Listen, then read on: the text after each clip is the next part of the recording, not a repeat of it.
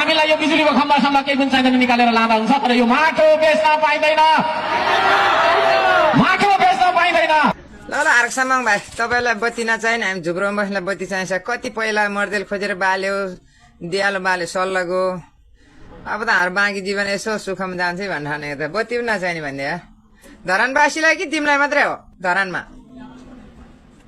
यस्तो भन्दै गयो भने बाबु त धरानमा भिड छ कि छैन गुल्ठिलो नि फेरि कसैलाई विरक्त नगरिकन जानी कुलमान घिसिङले किन घोचिरहल भाइ तिमी तिमी हुन त आफ्नो धर्म छोडेर गएको मान्छे रहेछ हामीले पनि थाहा पायो तर धर्मको हामीले भेदभाव गर्ने थिएन तिम्रो कुरोको लागि भेदभाव गरेर है हामीले आज धर्म भने सबैको एउटै होइन हामीलाई एउटै सोचेको थियो। बत्ती नचाहिने तिमीलाई तिमीलाई मात्र कि धरानवासी तिम्रो जनतालाई त्यो सोध्नु है पहिला। अब रेल ल्याऊ के बुरिल जस्तो पानी जात ल्याऊ ग्यासको चुलोमा ग्यासको पाइप ल्याइदे त्यही भनेर बाँकी होला है तिमी।